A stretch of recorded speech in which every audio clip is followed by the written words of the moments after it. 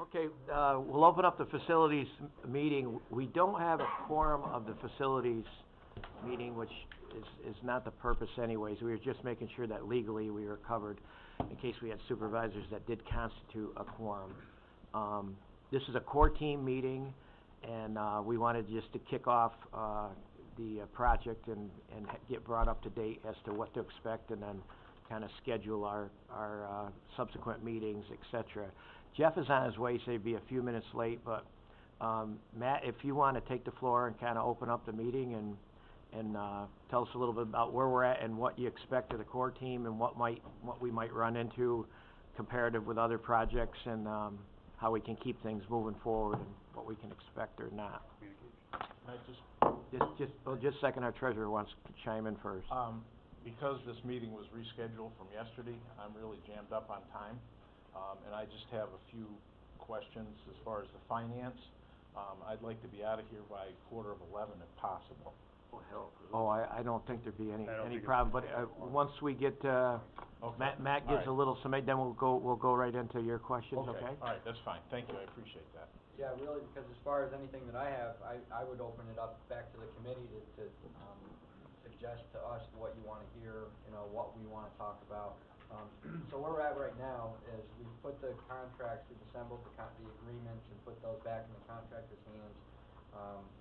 So they're now getting their bonds and insurances together to get them back. The agreements that are, hey Jeff, we're just getting started. So the agreements that are in the contractor's hands have been reviewed by the county attorney, been reviewed by DPW, and been reviewed by our spec writers. So once those get executed, we did a pre-construction meeting this week on Tuesday, and we're expecting to do a scheduling meeting a week from this coming Tuesday with the general contractor to talk about their mobilization, where they want to get started, and what their overall schedule looks like. As far as what to report to this committee, I think if we want to talk about schedule, we can give schedule updates. We give budget updates, any issues as far as logistics, any coordination between what's happening with courts or public parking, all that kind of stuff. And then of course any changes to what's in the contract documents, any field changes or anything with the project that changes. But like I said, I would open it up to, if the committee wants anything, any other information, happy to report it. Hey Matt, are you gonna have a timeline on a chart for the project, so maybe you could distribute that to us, and we'll get updates every so often where we are? Sure, yeah, what we're gonna do, we're gonna have weekly meetings with the contractors. Okay. So the weekly meetings we're gonna have on Tuesdays, and then at bi-weekly, we'll do scheduling meetings with the contractors. Where we're gonna start is the general contractor is gonna assemble their schedule, and they've got to assemble the schedule to meet all the milestone dates. There are essentially six major milestone dates. We'll review their schedule to make sure that we think it's realistic, and we can certainly then distribute that to this group. Yeah. Is this gonna be a monthly? I would think as it moves along, it'd be monthly. I think that makes sense. So. Because then we can report back to the full board on a monthly basis. That's generally how we do it. Sure. So we'll be able to distribute that schedule from the general contractor, and then the other three contractors, they'll fill in depending on when they're going to have access and when they're going to need to do their work. So we'll end up having. I'll have the other people chime in, but one of the biggest things I think that has been asked of me, and there's a concern, is comparative to the last building that we did. We had a clerk of the works who was on site, etc. We talked about that when we were preparing our documents and getting this project off the ground, and I expressed some of the displeasure I had for the fact that we had drop ceilings that actually dropped, and we had windows that didn't get insulated, and we had some problems with the effervescent there from the brick, and some other issues at the very end where I thought that our staff, if they were more involved, that stuff wouldn't have happened. It could have got corrected as we went. So we discussed that, and I think you guys could explain it better, how we're going to approach that, so that our maintenance staff and Frank and our engineers are involved to watch every part of this project, so that there's no finger pointing, and we take control of it and know what's going on. So if you could kind of explain how Clark Patterson facilitates that also. On the last project, really, the folks who were here, the construction manager was Bovis, the clerk of the works, was here also. There really wasn't a good connection with DPW with that project. Frank was here, but I don't know that DPW was involved. In this case, we're gonna have one person on site full time.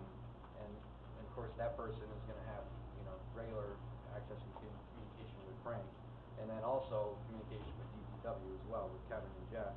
And the other thing that I think is important is, there are no incentives for us to try and rush the project, for any purpose. I know the Bovis had an incentive to get that project done at a certain, target date. So, for us, the quality is more important than accelerating or pushing the schedule faster than it needs to be. Of course, we're still intending to meet the milestone dates, but, Who's gonna be responsible for any change orders? 'Cause boy, that's one thing that can burn you on a project this size. How will that work? Who's gonna sign off on the change orders? we have, in each of the contracts, there are allowances, I think, well, they vary by contract. I think there's $50,000 allowance in the general construction contract. But anything that's an extra that would take anything out of that allowance will go through,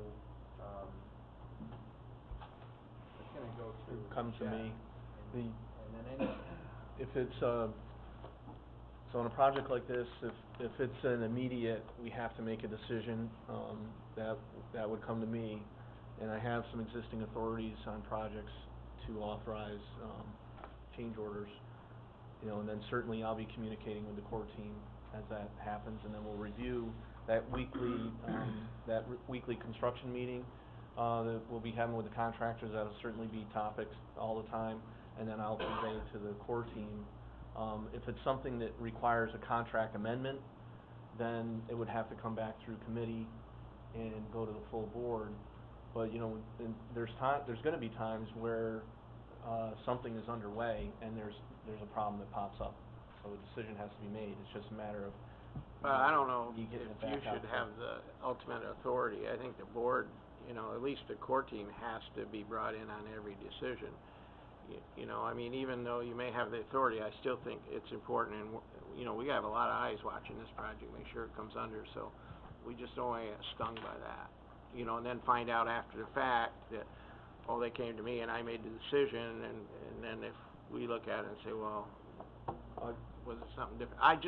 No, I we understand. need to keep the communication going, and, not to find out 2 weeks later that we changed something. No, and that's not what. That's all I wanna Yep. make sure. No, I agree 100%, and, sometimes they're no-brainer decisions, Right. and other times it is something that It's communication. I guess what And I'm I'll- saying, make sure you communicate with us. I will certainly, but there are times where, there's, because of the amount of, the contractors that are gonna be on site and the activities that are occurring, we can't always, Yep. wait for a board Get it. meeting or something like that for a decision. So it's something that we do on all of our projects, and certainly on this one, because there are so many key players and there are so many, I think I'll certainly make sure we're communicating quickly. But Clark Patterson will have a full-time, person here, managing, doing construction management, and Frank will be, and has to be, engaged on a daily basis on this project because of the operational impacts. The human services project was separate area. Standalone. There wasn't really any impacts on the county operations. There was another building where all the departments were operating, and once that was done, they started moving over. But this one is a lot more complex in just the operational impacts. So Frank's key role will be, on a day-to-day basis, communicating with the departments, that are impacted and the operational impacts on the campus and managing that. And then, you know, certainly his personnel will be involved as things pop up, you know, during the construction. And then myself or Kevin or one of Kevin's engineers will be down for certainly for key items and key milestones. And then if anything pops up, we'll be down here with the Park Patterson team as well. I only have one other question. Do we get, an insurance to cover the county? Does anybody know if we get like builder's insurance to cover us while they're building it? Builder's risk. It's part of the contract. Yeah. Was it builder's risk or something? You're listed as additional insured, I know for sure. But isn't there a separate policy you can purchase when they're working on a building, or no? You're right, there is a builder's risk. There's a builder's risk policy, If things half up and it has a, right, and they walk away, or? That's where the bond, Performance bond? that's where the performance Yeah. bond comes into play. okay, what about if it not anything to do with performance, but there's a fire and it damages, I think that's. We, the insurance that we include with these contracts is the insurance that comes through that's told by the county attorney for us to use. We don't typically add anything more in them. Whatever they're giving us, whether it's whether it's builder's risk or whatever their umbrella liability policies is, that's what we include in these contracts. Okay, but we need to check with our carrier and make sure that we're underway and that we're covered with, for anything. Just, yeah, I would say talk to Rose and Kieran and see where you're Yeah, at. Right. it's called something because, the only reason why I'm asking is because we're doing a little addition in Warrensburg. It's only $1.6 million, and our insurance carrier came to me and said, you really need to buy this policy you should buy it to cover you while they're building it. It's prorated. I'll get the name of it. I'll get with Brian and make sure if you guys think it's something we need. They sold it to me as being something we really should have when they're building a building. Now, is that a policy that the town purchased? The separately? fire district's gonna buy it separately, yeah. Oh, okay, That's okay, something so you're talking separate. about something that the county would purchase separately from what's provided by the contractor. Right, just to cover us and I'll get the name of it. I should've looked it up this morning. Ron? Dan, the bi-weekly meeting that's being held by, with the contractor, if you felt that you needed somebody from our committee to represent them, I have the time, I can do those meetings. Okay. I mean, they're bi-weekly, right? Right. And I think the way we've addressed it along is that Jeff, all the parties to be want involvement so that they all share in the load of the thing moving around, forward appropriately without any surprises. So they would welcome that. I know we ran into the problem where people wanted to come and then we have open meetings law, but the understanding that we had with the core team was that we could move the building along efficiently without some of the governmental encumbrances where we have to go to full committee with huge changes, et cetera. That can't happen. We'd lose more money by stopping a project And for. that's why I say as one Yeah. representative of the committee. Yeah. So, and Mike, why don't you address what your Okay, I concern- just, because obviously I've got to finance this whole thing. There's some things that we would appreciate if we could get, and one of them is what you kind of touched on at the beginning, is the completion and payment schedule, when it's available. I mean, I know I'm not asking you for this stuff now, okay? Right, I hope right. you understand that. But yeah, we need, so that I can manage my cash flow. Okay. All right, so when you get that established, I could use that. I also, because I'm not totally sure about how this is all put together, if you could give me a definition of what phase 1 and phase 2 is, all right, so that I can understand. I just want to make sure that I'm not getting too much money or that we don't get enough, all right? Okay. So if we can come up with what phase 1 and phase 2 is, and something better on the there was $2.5 million for soft costs, I believe, in there.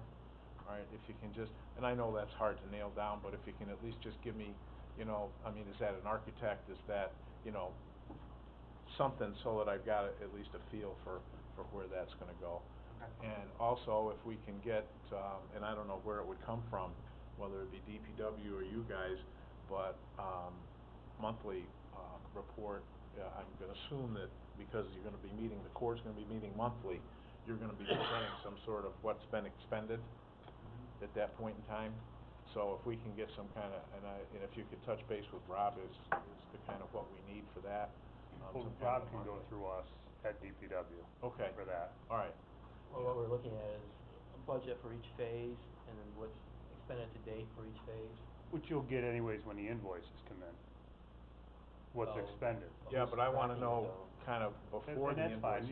you, Yeah. you can ask that through us at DPW. Alright, so we want like a spreadsheet. Yep, Phase absolutely. one, budget, phase Yep. two, budget, and how much. Yeah, and Yeah, we can make that, an anticipatory, part of where we're at and what will be needed, so he's prepared, I guess that's what you're asking? Yeah, 'cause I just wanna make sure I've got, you know, the money that I Yeah. need and how much we need to go out and borrow additionally for this, 'cause we only have 8 million in the kitty right now, and you've been.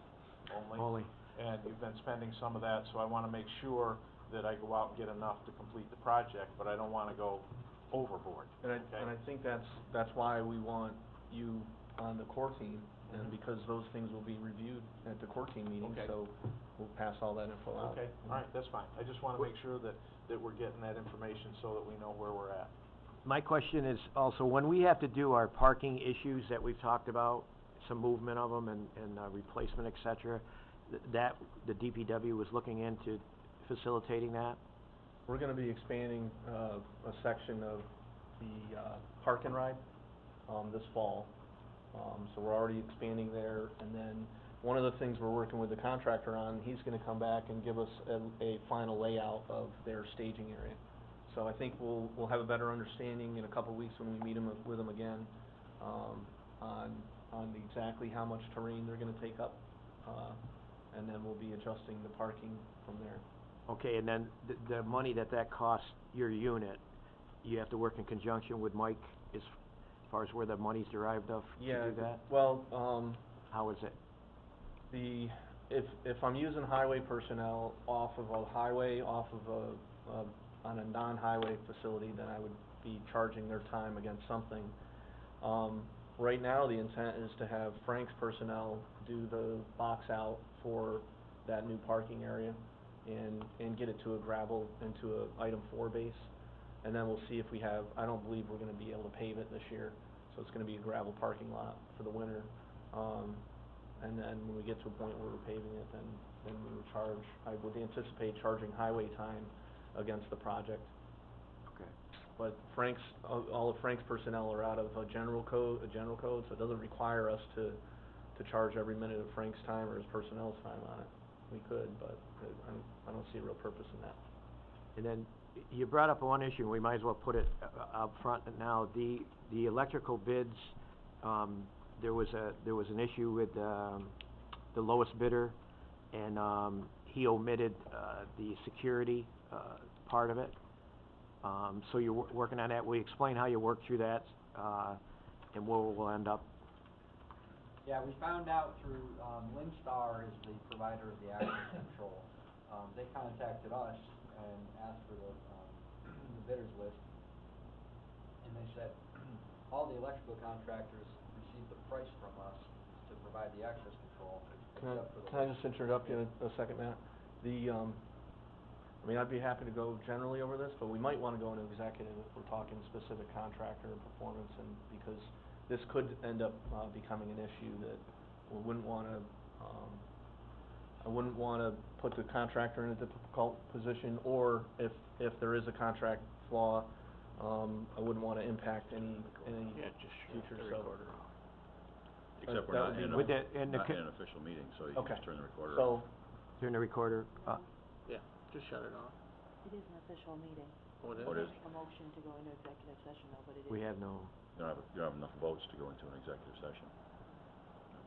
So I'll just say generally that we're working with one of the contractors on a concern with their bid, and we're waiting for documentation from the contractor, and we'll review it, and I can report back to the committee.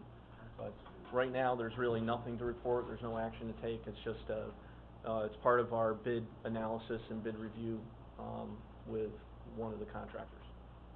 Ryan, this is being recorded. Is it an official meeting? It is, you can't make any decisions because you don't have a quorum, but the meeting was called to order, so it is an official. I think to Jeff's point is he would, Well, he handled it. I think he's handled it now, but you don't have enough votes Okay. to go into an executive session, so. and the point of it was just to make everyone aware of it, that these are things that come up, have to be addressed and that the core team will be involved in. And, you know, that's just consistent with how we'll move forward with everything. It's part of the process, and there's no cause for alarm, there's no impact on the project, there's no delay that's caused by this, bid analysis process, so. And the question I had, when, some of the dealings over the years with the hospital's expansions, they had, different panels installed by different companies, different software, and I think we experienced that problem here, as far as alarms being triggered and who actually handles them or where they end up, who has a contract on them for, et cetera. How do we handle that in the bidding process? Do we have that uniform?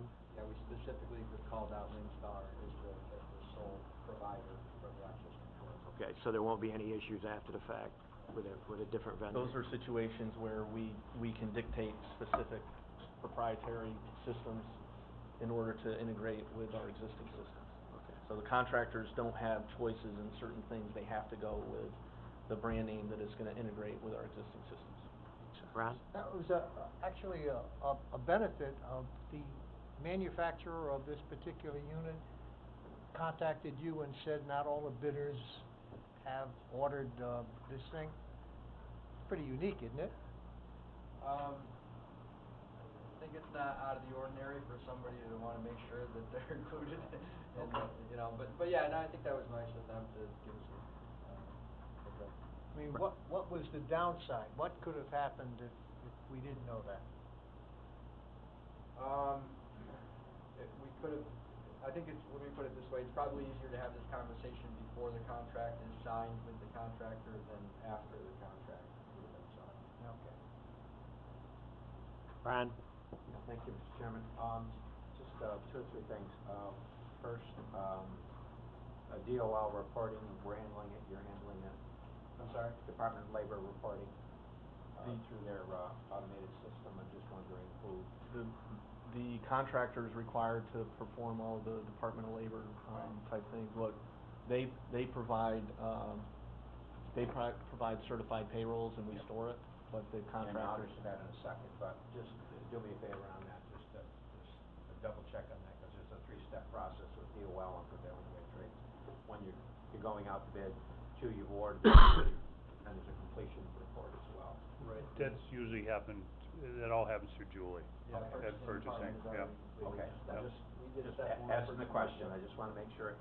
And, second, and I know this is happening, but I'm just gonna say it anyway. I assume that the, progress payments will be complete package, which will include payrolls, and, on the cover sheet, of the request will be the architect's signature, the clerk of the works signature, and your signature, or initials. In other words, actually on the sheet, so that when it gets to the treasurer's office, it's a complete payment, it's a complete package, for payment, and that your good office will maintain, those payrolls in a specific file for this project, should DOL wanna come in and we're not required to review the payroll, but we're required to have them on file. I just wanna make absolutely sure that, all progress payments include required information, so that we're not chasing anyone for, WH 347s or any kind of payroll information or anything else. And that no payment goes to the treasurer until it has the signature of three parties, the architect, the clerk of the works, and the department head. That way it gets to you, it's a complete packet, and you should just automatic. And, my only other question, deals with, value engineering and how value engineering, I assume we will pursue it where opportunities present themselves. Value engineering would be that, for example, a contractor says, I've got something that's equal to or better what you specified, but at half the price. But then my question would be, how that value engineering that, will be handled vis-a-vis the project. There'll be, I'm sure, in a recording that they agree, we agree to the value engineering, and then will it simply be that the payment reimbursement will then not come up to the awarded project, or will there actually be a change? I guess that's my question. We'll do a change in the contract value, so. You We'll actually do a change in the contract value. Yeah, Okay. we will do a deduct in the contract value. So, you know, and that's where we'll be looking for, you know, if there are extras, we'll also be looking for the, you know, the negative changes as well. Sure. Sure. Those are the types of things that would come to the core team, like, hey, the contractor is offering something similar or comparable, there's usually pros and cons Right. to sticking with the contract, you know, terms versus allowing something that is equivalent or largely equivalent. There's usually pros and cons, and then we can look at that at the core team level, and then, but the approval would be a formal approval, it would be, authorized in writing, and it would be adjusted in So it'll actually the be a payout. change, a formal change process. Mhm. Okay. That's it. Thank you. Frank, comparable to the human service building, when the project's completed and turned over to us for, you know, to take care of it, and,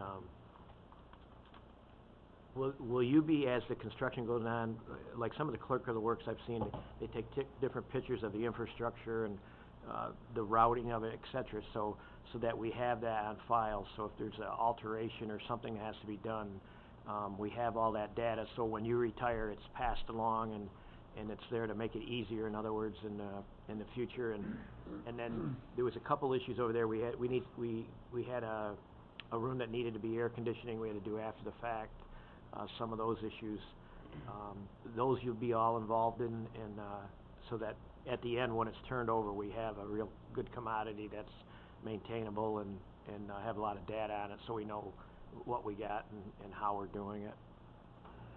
Yeah, well, I'll keep some good records.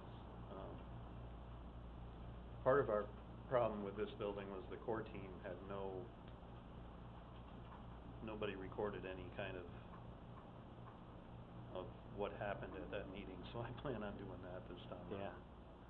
I mean, I was involved a little bit in one of the high-rise that was built in Hudson Falls, and Mr. Ryan there was showing me, it was daily, you know, all this stuff, like if the windows were being installed, he would have pictures of that, and so you have documentation of it was done properly, et cetera. We'll have Clark Patterson with their construction manager inspection here. They will do red lines for us anyways, for the drawings, and I'm assuming he will take pictures as he goes along, day in and day out, so we should have all that information recorded. We'll be sharing that, and then the other critical thing for Frank is, you know, if there are those kind of value changes or recommendations or submittals from the contractor where he wants to modify something, sometimes we reach out to Frank's staff, the guys that are actually going to be maintaining the stuff, you know, if they want to change to a different type of, you know, HVAC system, or they want to modify an electrical panel, we certainly want to engage the guys that are going to be maintaining this for decades into the future and get their input on it too. So that's the other critical role for Frank.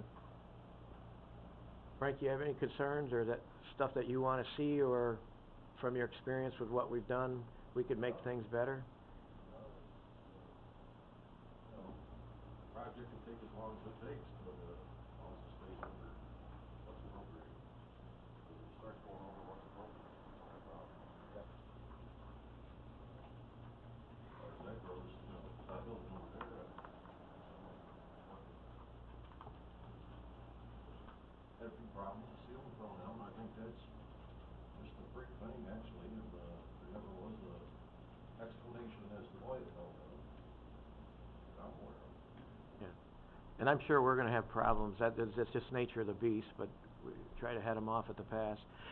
Brian, is there anything legally that you're gonna be looking for or need as we move along? Well, the contracts are, they were standard AIA, American Institute of Architect forms, so they were fairly straightforward and, normal for the standards of the industry. The one thing that's a wrinkle here is to make sure that Office of Court Administration had some input in the plans, the final plans, so I'll have to make sure that change orders are gonna continue to meet their requirements.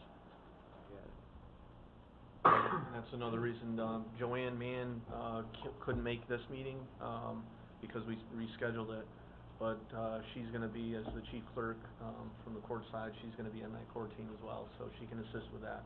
And, Judge Mueller had designated her as, being their representative on the court team. Ron?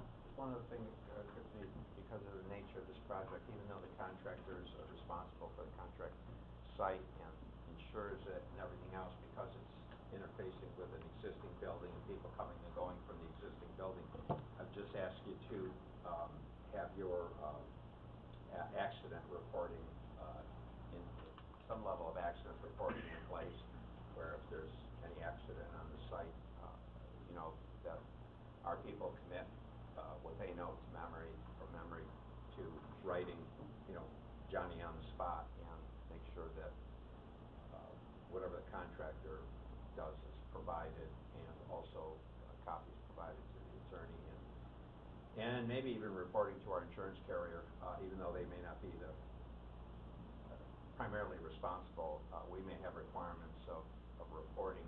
Just be familiar with all of that, because there's time requirements on that reporting sometimes. Just make sure that we have, if somebody gets hurt, that whatever it is, God forbid, should somebody get hurt, that we have procedures on reporting clearly established for our people. Does anyone else like? When the original estimates came out, and when I kind of structured the whole, bonding plan, it was for 16 million, and then when you made your presentation, you came up with 16.5 million. Where did that, how did that happen? My recollection is we were at 16.2 in the conceptual phase, and Yep. then, in discussions, Jeff, we bumped, you added another 300,000. I think it was, came out of the county attorney's office at the time, Is because that what they it was? said, you know, let's not. Well, yeah, that was because we talked, Paul and I and the county attorney at the time had talked about that, and Larry Peltowitz, who was also involved, and said, well, let's bump it up a little bit more just to give ourselves a cushion, okay? So that's why I'm just, on the resolution to bond, that's why that went to 16 million, 16 and a half. Right. So I was just, I mean, is that just the way it fell down, that it just happened to come up to 16 and a half, or? Yeah, because the conceptual number was at 16 point, it was either 2 or 3, I can't remember, 16.2 or 16.3, and then it got rounded up to 16 and a half. And I think that's still, the 16 and a half is the number that we're targeting. So, still below that 16 and a half. Okay. So you can go up to 16 and a half, right? Right. You're up to 8 now. Resolution, yeah. And I was gonna ask you, before I forgot, what's the, to go beyond the 8, how much notice do you need? Is that a 2-month process? Is it a 4-month process? You know? That's a couple of months. Okay. So. We're planning on, just to give you, everybody an idea, I'm planning on, in March of next year, going out to bond again for this project and for, the SUNY Adirondack project, okay? And roll it, because we took out a band to fund ACC, and that's due in the end of March next year, okay? So to pay off that, get the money we need for ACC, and get the money you need to do the court, I want to do that whole bond in March. Okay. All right? So I need hard figures like February. Okay. So do you want then what's gonna be expended for the next calendar year, for the next year, or do you want what's gonna be expended fully through phases 1 and 2 of this project? Fully through Okay. phases 1 and 2, Okay. because I Even have if to that- finance it all. Even if that takes 3 years, or, Yes. the 2, okay. Yeah. Okay. Because if it's going out 3 years, we may wanna not do all of it at once. It depends how much money we're talking about, because I don't like having money sitting in the bank that I'm paying 3 or 4% for, and I'm only gonna get point something on, okay? For a year or 2. So it's a balancing act, because I don't know where the rates are gonna be and everything else. So the more cost information you can give me, and the better schedule you can give me for completion of everything, the easier it's gonna be for me to finance it and get as close as possible. I mean, I'd like to be, you know, right on the penny. I know that's not gonna be possible. I'd like to be a little bit over, so we got a cushion, but I don't wanna be 2 million over or 3 million over. And I don't wanna be 2 million short either. So Mike, when you know you're gonna have to borrow 8.5 million, but what you're saying is, in March, I may only wanna borrow 4 based Right. on. What we're talking about, yeah. I think the other thing, and I know I've talked with Mike a little bit about this, and I think the existing resolution authorizes advances from the general fund. Yeah. Or from the unappropriated fund balance, so there might be a point where the board decides to hold on the bond, advance some, and then catch it up at a later date when Yep. the bonding is more favorable. Yep. Or you Well- have a larger bond to do at a later date and more clarity on the overall cost. Yeah, I mean, and that's why I kinda need that information like in February, so we can start figuring out all of that bonding and stuff. Because, I mean, if we don't need that money, maybe we can fund out of the surplus just to make that payment on that bond, on that band that we did for ACC and push this whole thing out. I don't know. It all depends on where the numbers fall and what you can give me for a schedule going out as to what you anticipate the pay. And I know that it's not gonna be to the day, okay? I'm not that, you know. I know this is because weather and everything else can screw a schedule up faster than anything, but if I've got a good idea of where we're going with all of this, then I can figure out how to finance it all so that everybody gets paid on time. The last thing I wanna do is not pay somebody on time. Matt, do you have any questions, or you wanna chime in on anything? No, Okay. looks like it's well planned. I think we're done, are we? I'm sorry, Rob, We still had another issue, I think. Oh, which was that? Oh, the 2 million. Yeah, Well, go ahead. I can, one of the meetings, it was discussed that the contractor bids, construction bids came in 2 million less than what you originally were, budgeting for. Yeah, I saw that in your report, and I wasn't clear on where that came from, because we're on target. I mean, we have pages 3, 4, and 5 coming up in Right. the future that are in the I think we've got another 2.4 million. I was discussing one of the committee meetings. Yeah, because It it was like went. 13.3 or originally had budgeted, and they came in at 11.3 or something. Oh, at one point, we saw a cost estimate from somebody who helped us with some cost estimating, that they were up at 13 was their cost estimate, but that was higher than we needed to be. We needed to be back down at 11, so it wasn't, the 13 number was not. That was what part of was- your original 16.2 or whatever? I'm not sure that, the 13 was not, what the bonding was based on. It was never adopted as part of our planning and budgeting. It was independent review that was done kind of early in the project, Right. and, Oh, is this when you said that you kind of put it out to some of your, Builders for known contractors to see if your estimates were Right.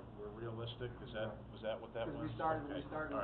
All right. with a conceptual cost estimate, it was generally just based on square footage of new construction and square footage of renovation. Okay. So based on that, the county bonded $16.5 million, and then as we got into our next phase of design, the schematic design phase, then as we honed in on some more details, we worked with one of our, with somebody, a contractor that we worked with.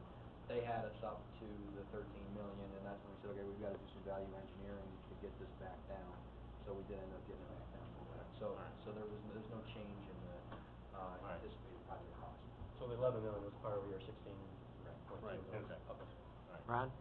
Yeah, it may be a little bit too early right now, but when you sit down with the contractor and talk about his staging of the project, both equipment and material and everything else, he's going to need to have an area, for that. I assume it's gonna need to be a secure area. I suspect it's gonna be on the other side of the perimeter road somewhere. That would be a guess on my part, but I guess my point is that, I don't know how big an area he's going to need. Big project, he could need a bigger area than. But anyway, when you sit down and talk to him and you start evaluating where this can happen, I assume that any, off-site, properties that are used, will be brought back to, Original condition. original condition, whether it be landscape areas or whether it be roads or whatever. And my only other comment would be if it should be, something on the other side of,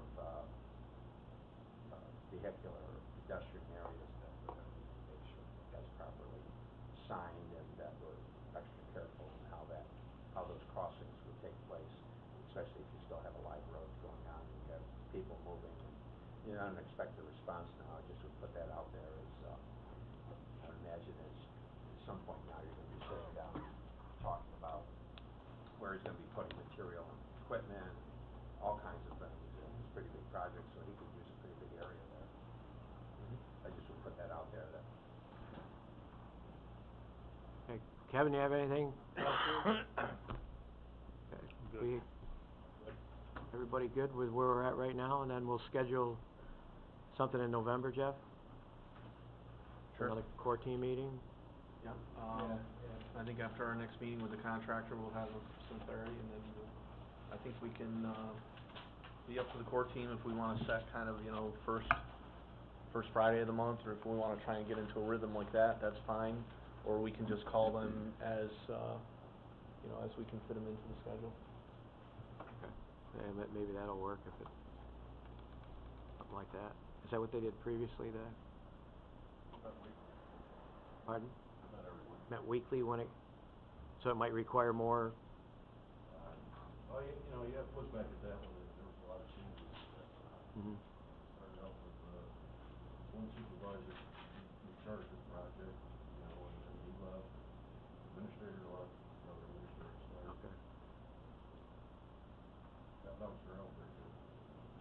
Okay, so if we see it warrants more time, To meet as often, or shouldn't be too lengthy anyway. Right. All right. That should do it. Thanks, everybody. Thank you.